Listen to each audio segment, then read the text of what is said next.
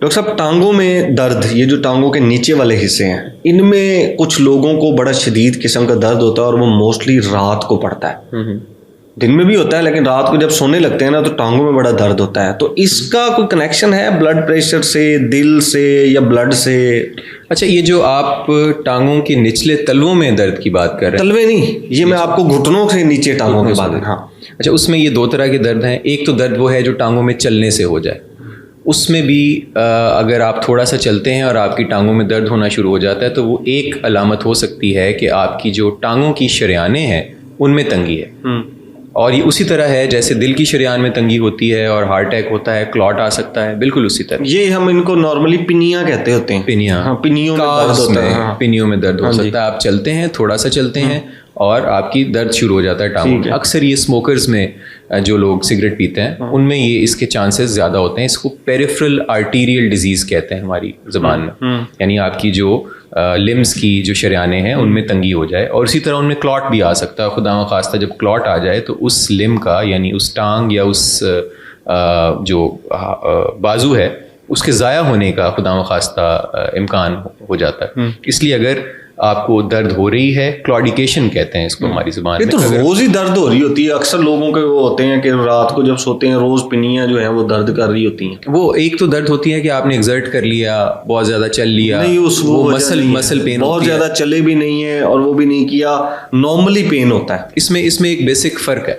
एक फ़र्क ये है कि आप चलें और बैठ जाएं, वो दर्द ठीक हो जाए, और आप दबाएं, जो मसल का दर्द होता है ना उसको आप जब दबाते हैं तो वो बेहतर हो जाता है। जो मसल एक होता है, जो जिस दर्द की मैं बात कर रहा हूँ, जो शरेयानों की वजह से खून की सप्लाई पूरी अपनी टांगों में ना जाने की वजह से होता है, ऐसे दर्द का दबाने से कोई फ़र्क नहीं पड़ता। ये दर्द बेहतर रेस्ट पे हो जाता है। जैसे आप चलेंगे, कुछ देर रेस्ट करेंगे तो फिर ये दर्द बेहतर हो जाता है। और इसमें भी ये वैसे ही होता है जैसे दिल का एंजाइना होता है। कुछ लोगों को 1 किलोमीटर चलने पे हो जाता है, कुछ को 2 किलोमीटर चलने पे हो जाता है और दिल की तकलीफ शुरू हो जाती है। इसी तरह जो पाँव की नालियों की तंगी है, इसका भी ऐसे ही होता है। कुछ को 1 किलोमीटर पे ये दर्द शुरू हो जाता है, कुछ को 2 किलोमीटर पे, और ये बैठने से अक्सर लोगों का ठीक हो जाता है। इसमें हम अल्ट्रासाउंड वगैरह जो टांगों का है, डॉपलर जो है वो करके देखते हैं और अंदाज़ा हो जाता है कि उसमें अगर कोई तंगी हो तो उसको ट्रीट करते हैं। तो वो किस तरह ट्रीट किया जाता है उसका? उसके भी बहुत सारे तरीके हैं जी। एक तो उसका मेडिसिन से कोशिश करते हैं कि वो नालियाँ बेहतर रहें, उनका बहाव खून का चलता रहे। फिर उसमें भी स्टेंटिंग का तरीका है। और फिर सर्जरी भी है, तीसरा तरीका।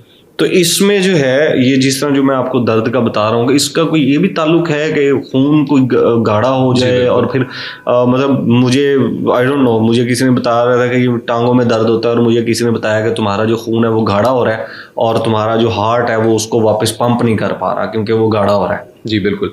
इसमें ऐसे होता है कि ये आप गाढ़े वाली बात कर रहे हैं, ये शरेयानों की नहीं बल्कि वेन्स की बात हो रही है। वेन्स वो ट्यूब्स हैं, वो नालियां हैं जो ब्लड को वापस हार्ट की तरफ लेके जाती हैं।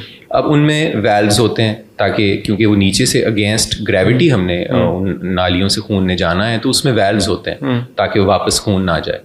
तो कभी जब आपका खून गाढ़ा हो या स्टेसिस ज़्यादा हो, ऐसे लोगों को जिनका, जैसे सर्जन्स हैं, ज़्यादा देर खड़ा रहना पड़ता है, टीचर्स हैं, उनको एक जगह चूँकि खड़े रहते हैं तो उनके वेल्व्स उतने कॉम्पिटेंट नहीं रहते और खून जो है निचली टांगों में काफ़ी देर के लिए स्टेसिस रहता है उसका।